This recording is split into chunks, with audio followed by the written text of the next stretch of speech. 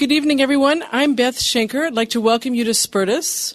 I'm the coordinator for public programs and Next Book at Spertus. Each program that we do with Next Book, as tonight, gives you an opportunity to hear authors share the stories behind their work. And then following each program, you're welcome to have the author sign your book. There's a table right back there, which is where the rabbi is going to sit after the talk. If you haven't yet purchased a book and would like to, the shop will be open downstairs in the lobby immediately after the program's over. I'd like to formally welcome you to the Next Book at Spertus program. And for those of you who are not familiar with this series, Spertus is a partner with Next Book, which is an organization designed to nurture and maintain meaningful Jewish conversations in a literary context. Next Book commissions books on Jewish themes and publishes an online magazine. Through this partnership, Spertus presents author programs as part of its regular programming. And now I'm happy to welcome Rabbi Danya Ruttenberg to Spertus. She brings to us her unique coming-of-age story through her memoir, Surprised by God, How I Learned to Stop Worrying and Love Religion. And that's this book, which I see a lot of you already have and are familiar with. I think you'll find both the book and the author quite illuminating. I'll give you a little background about our author. Rabbi Ruttenberg received her BA in Religious Studies from Brown University and was ordained as a rabbi by the Ziegler School at American Jewish University in Los Angeles. She is the editor of the just-released The Passionate Torah, Judaism and Sex, and Yentl's Revenge, The Next Wave of Jewish Feminism. And both of those books are also at our shop tonight. The rabbi serves as a contributing editor to both Lilith and Women in Judaism. In addition, she is on the editorial board of JewSchool.com. Rabbi Ruttenberg is currently co-editing a series of books on Jewish ethics and with Rabbi Elliot Dorff for the Jewish Publication Society's Jewish Choices, Jewish Voices series. Please give a warm Spertus welcome to Rabbi Danya Ruttenberg.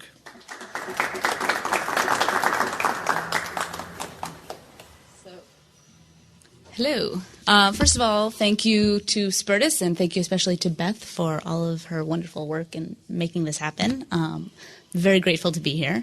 And I'm also very grateful to all the familiar faces who decided to pop in and surprise me. For those of you who are not familiar faces, I'm a local girl, so this is kind of a real honor to be here. Okay, I'm going to talk a little bit about the book and how it came to be, and then I'm going to read a couple of sections from it, and then we'll throw it open for discussion, sort of simple format. So the first paragraph of the book talks about when I was 13 and living on the North Shore and went to Rosh Hashanah services and saw the very, very well-dressed people stand up and sit down and stand up and sit down and stand up and sit down and stand up and sit down. And it occurred to me that they didn't really know why they were doing this up and down and up and down and up and down and up and down. The rabbi goes like this. The rabbi goes like this. I started looking through the words in the prayer book, and they seemed sillier and sillier the more I started to think about them. This man in the sky that we're supposed to be sorry to or for or about or something. I figured, listen, I'm 13. I've been around a little while. I can start to figure things out for myself. And I decided that Marx was right and that atheism was actually the only logical way to wrap things up. And now I'm a rabbi, so obviously something's happened in the middle. And this book is a little bit about how I got from here to there. When I was in my early 20s and starting to do the sort of heavy-duty spiritual investigation, sort of trying to figure out what I was doing with all this spirituality and maybe religion stuff, I began reading everybody I could get my hands on. Because I didn't know what I was doing, so maybe somebody else did. And so I read Gandhi and St. Teresa and Thomas Merton and Martin Luther King and the Sufis and Zen stories and Hasidic stories and sort of anybody and everybody who seemed to have some toehold in this field of inquiry. And what I began to notice little by little is that their struggles looked an awful lot like my struggles. That the hard questions and the things that I was grappling with and the sort of little secret places in my heart that were kind of trying to burst open were echoed in a lot of these great ancient and not so ancient writings. Well, that's kind of interesting. It's not just me. Gandhi had the same problems I did. I mean, Gandhi had some bigger ones, but also some things that felt very familiar. Questions about, for example, the nature of desire. Trying to discern between what one wants and what one needs. What feels fun and shiny and exciting, and what actually will nourish and sustain on a deeper level, right? Questions about identity, trying to figure out who one is as an individual and in relationship to people and in relationship to the bigger world, and what one's obligations might be to other people that one knows or doesn't, right? There are all sorts of questions about solitude and the need for solitude and the necessity of engaging in the world. There's a stage in spiritual engagement where it seems that many people have their deepest, darkest things buried in the back of their subconscious start to bubble up and assert themselves, which makes sense that if you're going to be able to move through with all of your ducks in a row, you have to get those ducks out. And so on the meditation cushion, things will come up, and it's not always very pretty, but it's often very necessary. So I started to see these patterns, and I became intrigued by the fact that there seemed to be certain stages that everybody doing this work of, call it practicing religion, developing a spiritual practice, whatever language you want to give it, that everybody seems to go through at some point. And so I wanted to sort of talk about that. And I began to realize also that when I went to a major corporate bookstore chain, whatever, I wasn't finding questions about this struggle really laid out. If you go to Barnes & Noble, you will find in their the religion section, their spirituality section, a lot of 8 shiny, easy steps to magical enlightenment on the shelf. Do these things, and everything will be easy, and you will be enlightened. And then, of course, you go do those things, and they don't really do anything. They don't fix everything. Nothing's changed overnight. The promise is that everything will be magically transformed. Your life is still your life, and your problems are still your problems, and your broken heart is still your broken heart. But it's very convenient because when it doesn't work, then you'll go back and buy 8 Easy Magical Steps to Enlightenment Part 2. So there's this tendency in our culture today that I started to notice, a sort of tendency towards spirituality as tied to consumerism, spirituality as tied to quick fixes, easy answers, as things that you can buy. And, once you enter the present moment, it is magical and good. And, sometimes I entered the present moment and it was indeed magical and good. And sometimes I entered the present moment and it was hard and painful because when I got present, I noticed that I was angry or terrified or feeling painful feelings or asking painful questions or noticing that the life that I began to recognize that I needed to be living was not necessarily in sync with the actual choices I was making in my actual life.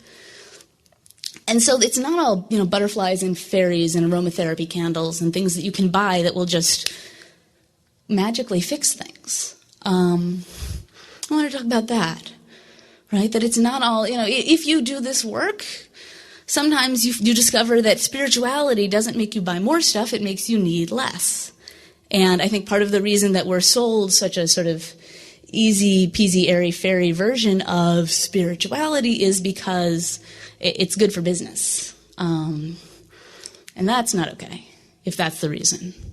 And so there was this, on the one hand. And then on the other hand, there was religion, right, which unfortunately over the last 30 years or so has been completely co-opted by the religious right, in America anyway. And, also worldwide, we see sort of this trend towards fundamentalism, a trend towards easy answers in a different way, of the sort of surface-level reading of texts and of understandings, the pshat, what they would say in Judaism. I mean, the fact that even creationism is a conversation is laughable.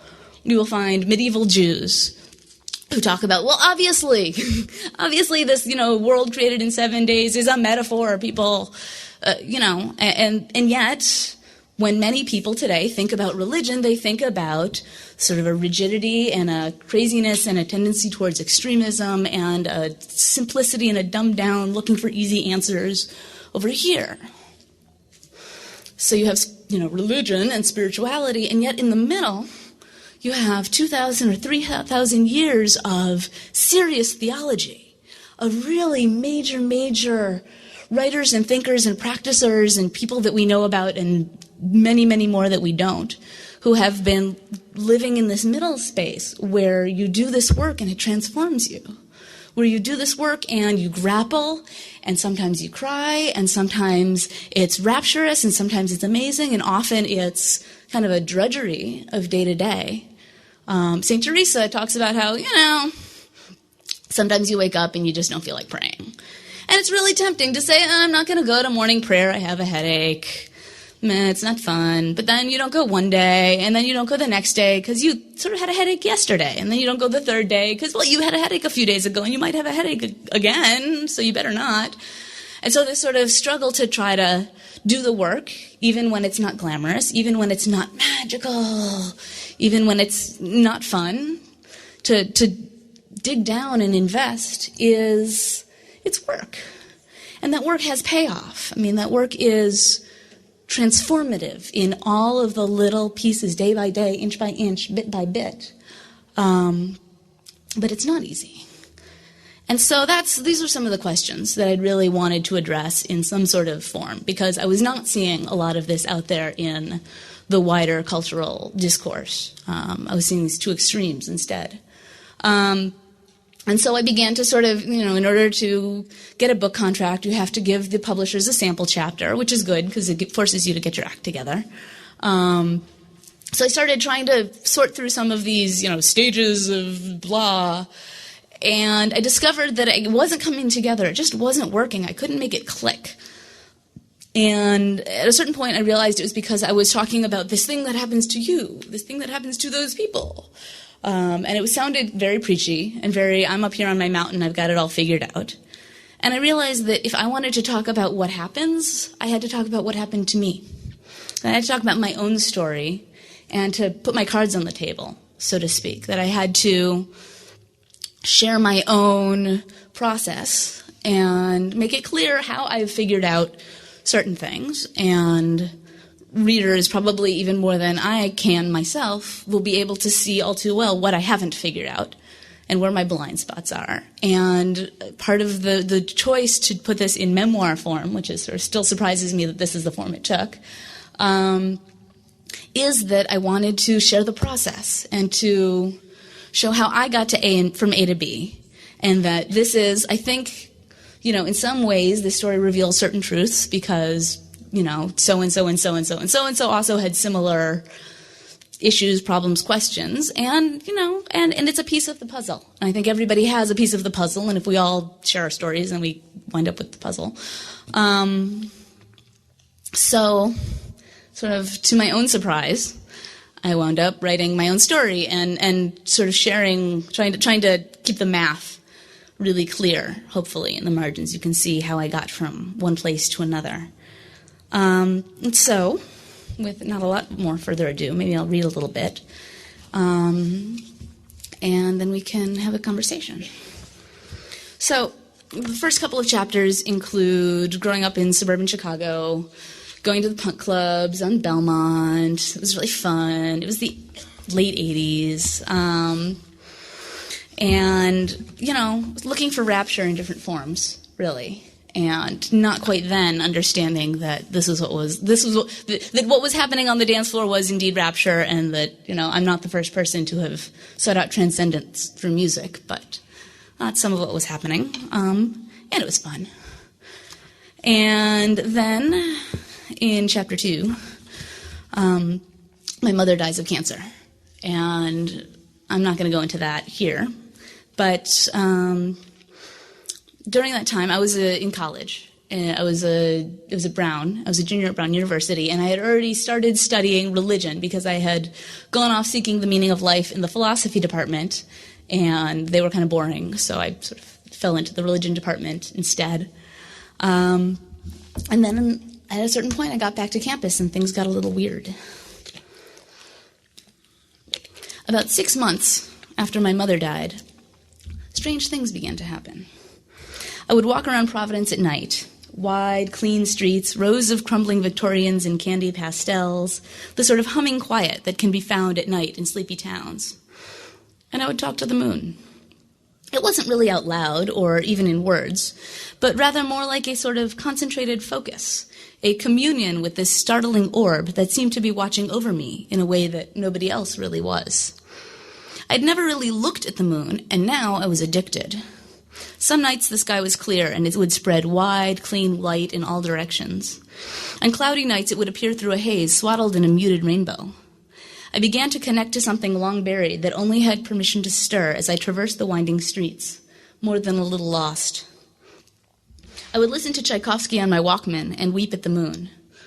Not just the moon, though. I was equally moved by the shadows that were cast across the lawns, by porch lights and the chunks of paint peeling off old houses, or the weeds sprouting tenderly between sidewalk cracks. It was all too much for me to take. In the afternoons, I'd walk home from class, and suddenly everything seemed to take on a softness and illumination of some sort. Colors seemed deeper, corners sharper. I would be walking down the street, and abruptly, the only thing that seemed to exist in the world was the stop sign at the corner. Its red, bold flatness, the tinny gray of the post, the holes in the post and the silhouette it created. My mind would go still. It'd be absent of the clacking sound to which I was so accustomed, with its endless running commentary about who I had seen and who I would see and what I had eaten that day and what I had to do and what had just happened in class, and suddenly the only thing in the world was this stop sign. And somehow, that was enough. In a life primarily defined by a sense of deprivation and anxiety, it was striking, for a moment or two, to feel as though things were exactly as they were supposed to be. I didn't know what to call these experiences. I didn't think to label them at all, really. They just sort of happened. They captivated me for a time, and then I moved on. I had had smaller moments like this in years past, but I don't think it's a coincidence that they began to come fast and furious after my mother's death. My shell had been broken by grief, and perhaps for the first time in my life, I was unguarded enough to perceive a force that, for all of its power, is quite subtle in its day-to-day existence. In our culture, spiritual change is often painted as quick, painless, and easy. Witness the language used to describe George W. Bush's conversion. According to the New York Times, the greater part of his religious journey took somewhat less than a week. George W., drunk at a party, crudely insulted a friend of his mother's. George Sr. and Barbara blew up. Words were exchanged along the lines of something having to be done. George Sr., then vice president, dialed up his friend, Billy Graham, who came into the compound and spent several days with George W. in probing exchanges and walks on the beach. George W. was soon born again. He stopped drinking, attended Bible study, and wrestled with issues of fervent faith. A man who was lost had been saved. Irrespective of what really happened, it could have been that quick, or it could have been much more gradual and complex. I don't know. Conversion here is painted as a drive-through affair. Bush asked Jesus to be his friend, quit drinking, became a Christian, just like that. It's the thinner thighs in 6 weeks approach to religion. Not uniquely American, to be sure, but matching perfectly the zeitgeist of instant gratification that reigns today. For some people, perhaps, change is that rapid, that dramatic. But even then, it tends to result in what evangelical leader Shane Claiborne calls spiritual bulimia. Of his initial experience becoming born again, Claiborne writes, "I did my devotions, read all the new Christian books, and saw the Christian movies, and then vomited information up to friends, small groups, and pastors. But I never had time to digest." That's the thing with instant change. It's usually not change. Either that, or it's not actually instant. The real story of spiritual awakening tends to live beneath the surface for a long time. It's much more subtle and much less linear than it may appear. Many of us absorb small changes in tiny doses over years before they even begin to flit up through the upper layers of consciousness. I remember biking in the woods outside Providence my sophomore year, gazing up at the leaves and feeling something within start to stir, almost to the edge of what Abraham Joshua Heschel calls radical amazement. This, he argues, is the beginning of belief. But this feeling didn't assert itself. It didn't demand to be let out. And at the time, I shrugged off the sensation. I didn't pay it much notice until years later when, open and wondrous, I combed my memory for help understanding how my life had seemed to shift so drastically. In truth, the veils in front of my heart had been lowering slowly for a long time. I just didn't notice until the day I found myself laid bare and expansive under the moon. Transformation, if it's going to happen at all, is protracted, often imperceptible in the moment. Few, if any of us, go to Damascus and have one experience that changes absolutely everything, though, in hindsight, we might be tempted to try to identify some or other turning point this way. More often, certain events make us ripe to regard things with a different kind of lens, though it's never a foregone conclusion that we actually will. Maybe, regardless of a new experience, old ways of thinking will remain solidly in place. Maybe something within will shift slightly, and maybe, one day, we'll find ourselves sliding into the great, gorgeous, terrifying gaps of stillness and uncertainty, somewhere in the disquieting space between comfort and crisis. Certainly, my mother's cancer didn't prompt any profound personal development during my freshman year. I managed to get by, immersing myself in college life and going to enough parties to avoid thinking difficult thoughts. But as a grieving 21-year-old, the same strategy wasn't working. I found the same old conversations about dating and identity politics useless. They didn't address my situation, my new broken perspective, and my needs. When the usual routine doesn't click, there can be a space, a receptivity, to encounter something else that might. And I think that's really why I was able to enter these curious nighttime experiences and became almost open even to asking certain kinds of questions about them. For when I wandered around Providence and slipped into the place where the air vibrated, where rocks and leaves seemed to pulse with opalescent light, I didn't wonder why. I didn't really think at all. The experiences certainly didn't disturb me. They were gentle, sweet, safe. What began to bother me as time went on was what to make of them. I had, at this point, spent several years studying religious phenomenology from the perspective of an academic trying to understand what people thought they were experiencing when they talked about God, even if, in reality, it was just a neurological reaction or something similar. And yet, I knew I couldn't entertain the possibility that my midnight excursions might be connected to the word spiritual without extending the word to what I regarded as its logical extreme. And opening the question of the concept of God made me a little bit nervous, a little bit jittery, and rather nauseous. Like a lot of people, the only image I had of God, or even of spirituality, was this mythical anthropomorphized God, the guy in the sky who sees you when you're sleeping and knows when you're awake. The Torah talks about a God who took the Jews out of Egypt with a strong hand and a mighty arm, and whose nostrils flare when he, always he, gets angry. The artists of the Renaissance added a few Zeus-inspired touches, the big beard, the thunderbolt, the menacing glare. The only archetypes that I encountered in my upbringing and in the wider culture were of God as fascist dictator, or, maybe, of God as the big buddy who somehow makes everything okay. It was this latter God, the one that was going to somehow swoop down from the sky and save my mother from cancer, that I had so vociferously rejected the year before, and years before that. From my 21-year-old perspective, it seemed ludicrous that I would throw away years of rational inquiry and historical critical analysis, that it would give up my intellect and my power and go mooning after these problematic images, that it would somehow help my life to do so. Of course, I wasn't experiencing an angry or even necessarily a personal deity. And that was just the thing. There was a disparity between the language I felt pulled to describe these experiences and my belief in what this language signified. The experiences weren't wrong. The other possibility, then, was that these words, spirituality or even God, might refer to something much more powerful and primal, something much more fundamental than I had ever considered before. The implications made my head spin. I had always believed that religious people were deluded, mistakenly transferring their need for a parent figure or for certainty in the world onto mythology. What could it mean if the devout had all along been citizens of this remarkable, translucent world that I was just discovering? And sure enough, I would eventually discover that a great many people, from the authors of the Book of Deuteronomy onward, would understand what I, at this time, did not. That all this business of God's flaring nostrils and mood swings was actually just metaphor. These were ways of describing this intangible force I began meeting more and more often. Judaism's ancient rabbinic texts make this point when they say that the Torah speaks in the language of human beings. And the medieval philosopher Maimonides is adamant that anyone who takes literally either the emotional or physical descriptions of God's human attributes is committing idolatry.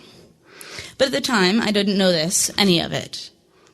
And yet here I was, suddenly, wondering if there were other concepts out there, if there were ways of understanding the world that I had never considered.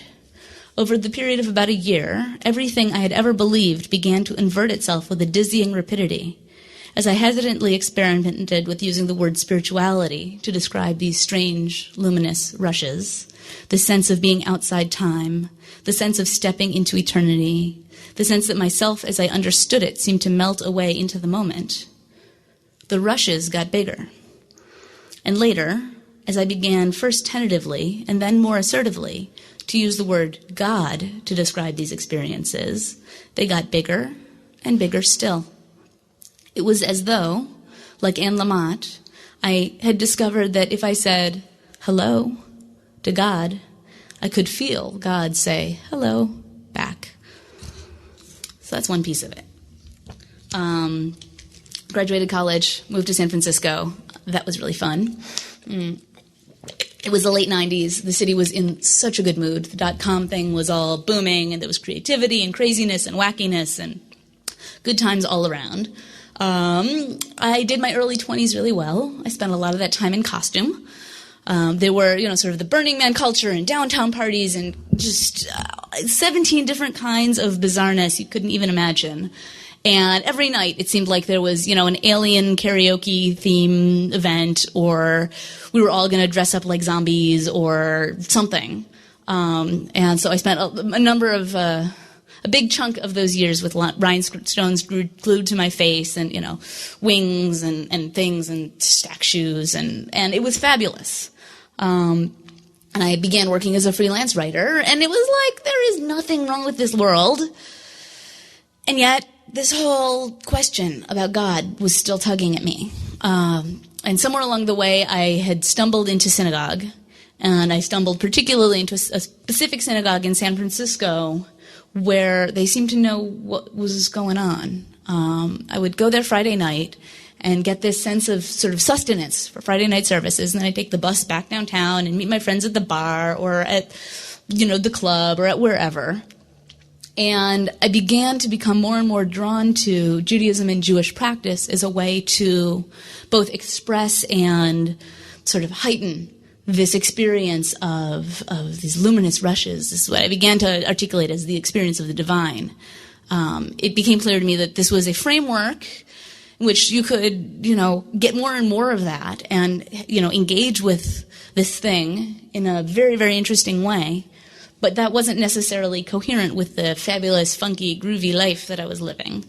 And so I began to feel a little bit of dissonance. So I'm going to read one chunk, as things are falling from the book, one chunk from that time, and then we'll throw this open for Q&A. So, one Tuesday night, I took some downtime at Café Flore. I sat with a cappuccino and my just-purchased copy of Abraham Joshua Heschel's The Sabbath. All of my reading for pleasure seemed to be about Judaism at this point. I had already begun to understand why, on the seventh day, Jews traditionally refrained from lighting fires or using telephones or cooking food or spending money or doing many of the other things understood to be technically work or outside the spirit of rest that governs the day. It seemed clear that abstaining from this stuff would create long stretches of silence and freedom from distraction that could help a person access the most silent, hidden parts of the self. Heschel, however, explained that there was even more to it than that. He wrote, "To set apart one day a week for freedom, a day on which we would not use the instruments which have been so easily turned into weapons of destruction, a day for being with ourselves, a day of detachment from the vulgar, of independence from external obligations, a day on which we stop worshiping the idols of technical civilization, a day on which we use no money, a day of armistice in the economic struggle with our fellow men and the forces of nature. Is there any institution that holds out a greater hope for man's progress than the Sabbath? The irony is that human progress depends on saying no to technology and economic engagement, at least for a while. Heschel framed Shabbat as a way of returning to the too often neglected ways of being human, a way to help us remember what we have in common with the woman who got up at 4 a.m. to clean the office. I sipped my drink and I chewed on Heschel. The idea of being free from commercial transactions on Shabbat was attractive. I thought through the implications. If I didn't spend money, I couldn't get the eggplant sandwich I loved from the deli up the street. I wouldn't be able to ride the bus since I'd never had a monthly pass. I needed Friday night money to tip bartenders, pay cover charges, pick up the tab on a date, get into a movie. The list seemed to be endless. No eggplant sandwich? This, I realized later, connected to all that stuff about desire that I found in countless books on spirituality. Carol Lee Flinders wrote, "As long as I believe in sex as a source of lasting happiness, or power or food, or even long weekends in the mountains or anything finite, then no matter how much I want the mysterious something else that mystics speak of, I can't walk toward it because my consciousness is divided." In Buddhism, desire, uncritical servitude to our finite cravings, is considered the root of all suffering. The 10 Commandments tell us not to covet, not to desire greedily. Attempting to rein in my impulses, however, sounded terrible. The mere prospect of not being able to do what I wanted exactly how and when I wanted to do so was causing me no small amount of my own suffering. There seemed to be no winning. Up until now, dabbling in Judaism hadn't demanded very much of me. I had time in my schedule for both Friday night services and clubbing. I could spare an hour's sleep every week or two for morning prayer and Torah class. Avoiding non-kosher food wasn't so hard. I hadn't eaten meat in years, and I wasn't really a fan of seafood anyway. But as I contemplated Shabbat and what it might entail to deepen my practice, I began to realize that the spiritual discipline stuff was, well, more work than shooting energy out the palms of my hands. If I wanted to move past the random cool experiences phase of dial-up and into something a little more like divine DSL, I had to actually do things to make that happen. I just wasn't sure that I was ready. I wasn't alone in my hesitation to take this next step. A lot of people hit their limit of spiritual experimentation, I think, when it comes to facing down desires. The happy glow, the rushing ecstasies, the feelings of being understood are all amazing. A class here or a retreat there is sweet and inspiring. Doing more than that is harder for a lot of us. It's not like we have a lot of help and encouragement from the culture in which we live, either. As Caroline Knapp noted, some 12 billion display ads, 3 million radio commercials, and 200,000 TV commercials flood the nation on a daily basis.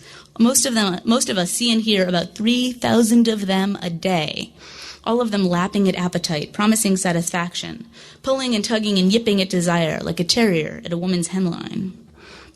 American culture today is the most consumer-oriented in Western history, and the system depends on our cravings. Buddhist environmentalist Stephanie Kaza suggests that consumerism rests on the assumption that human desires are infinitely expandable.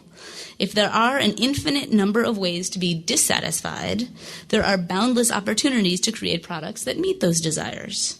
How can consumers know what product will satisfy them when there are so many to try?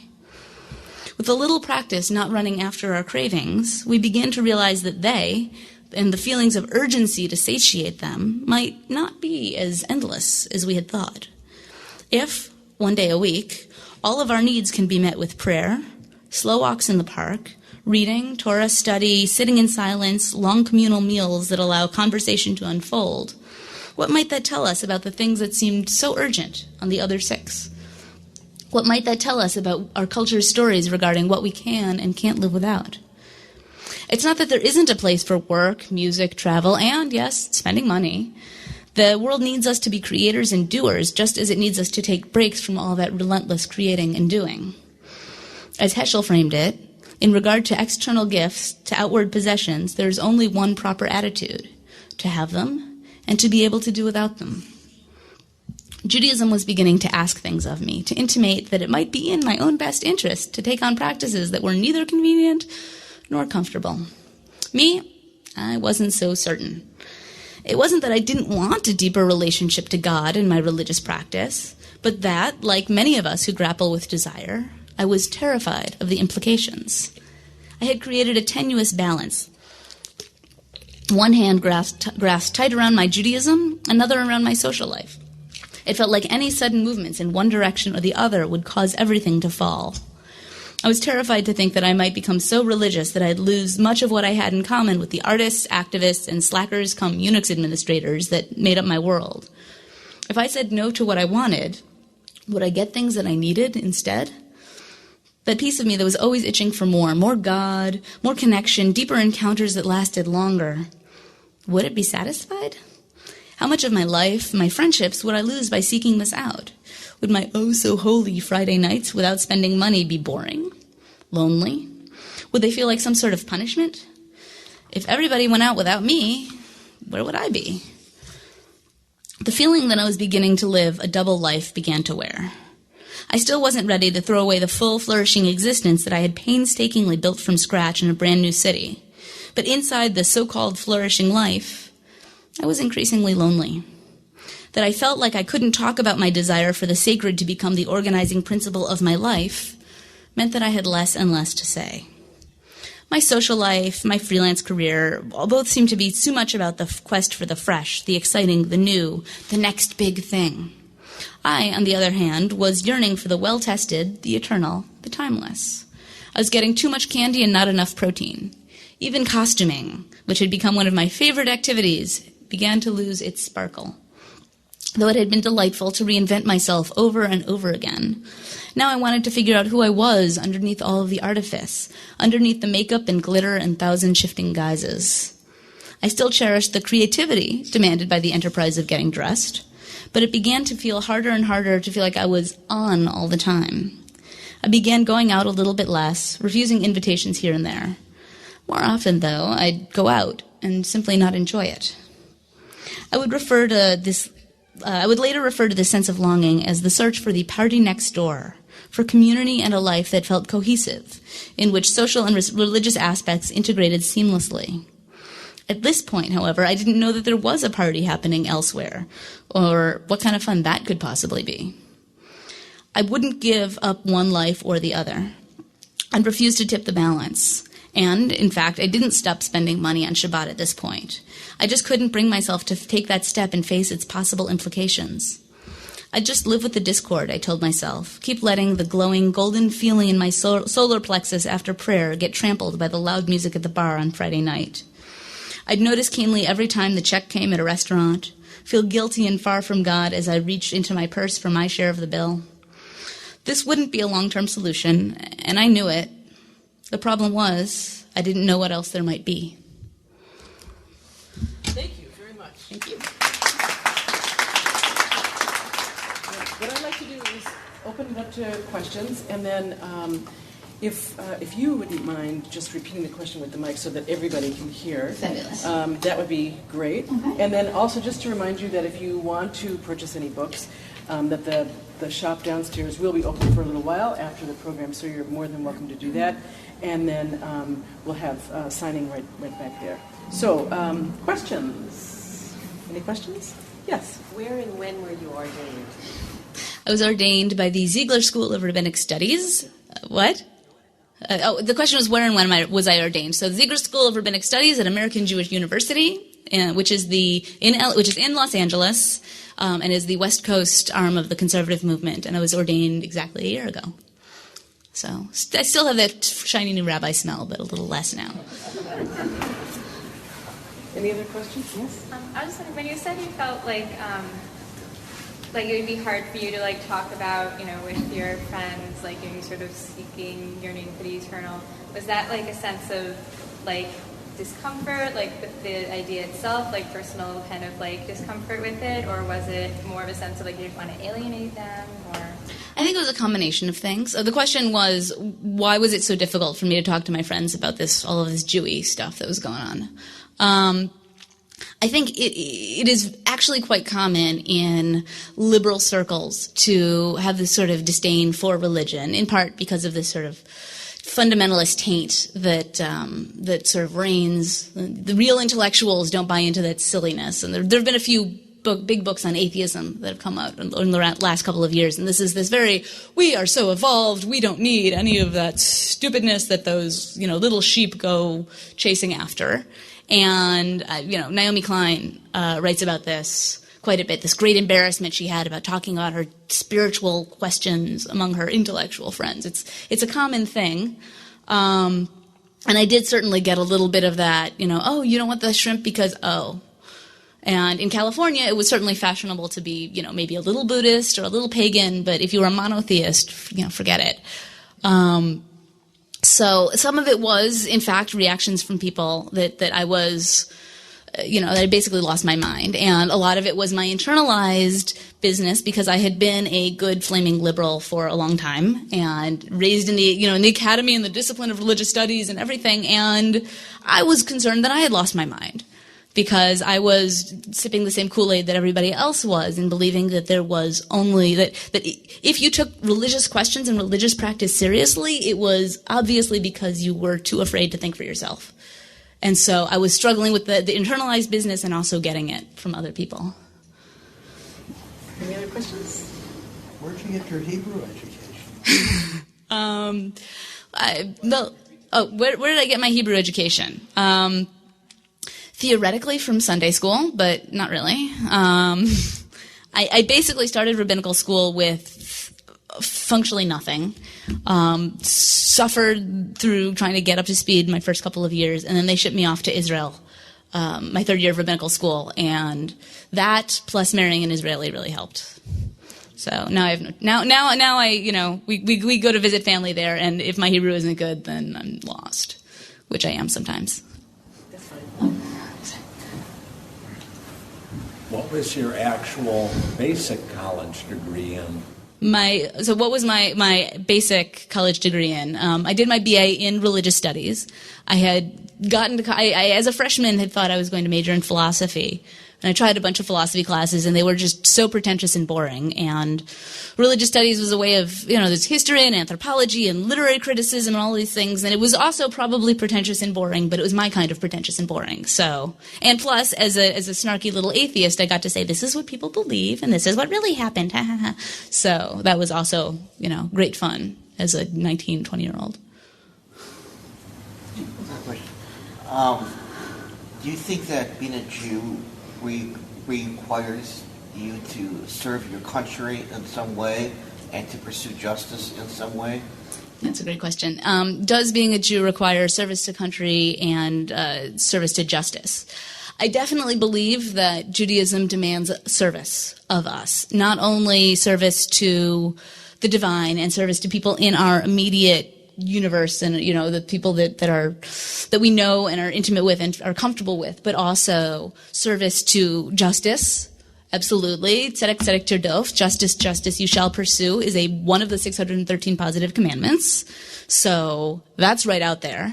And there are volumes and volumes and volumes written on what that means in small or larger detail. Does that mean feeding the needy?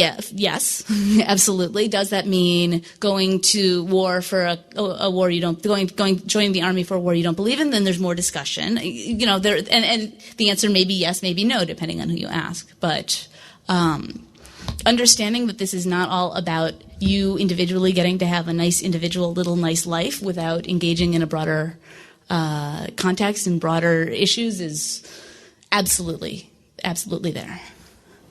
One last question. There are many of us here who knew you when you were very little, and we're so proud of you and how you've turned out. And I wonder if you have, now that you have a baby, beautiful little boy, I wonder if you have some thoughts about the kind of influences you would like in his life, or what the kind of influences you see that are important to raise good Jewish young people. So in terms of Jewish influences? Influences in general. Okay. So I have a kid who's probably, I think, he's over there being doted on. And so the question is, what kind of influences do I want to see in his life? Which is, I guess analogous to what I think everybody should have. Obviously, I'm a rabbi. I want him to grow up having a solid, deep, grounded relationship with Judaism and Jewish life and Jewish practice. And I have, it's an ongoing conversation what that means in the details. But I want him to be in there in the dialogue and be empowered to be part of the dialogue. And I think I want probably what most parents want for their children. I want him to be moral and kind and compassionate and engaged in the world, and to obviously to be happy, and also to understand that we don't. If I am only for myself, who am I? So I want him to be for himself and also for everyone else. So we'll see if I can do that. Please join me in thanking Rabbi Danya Ruttenberg.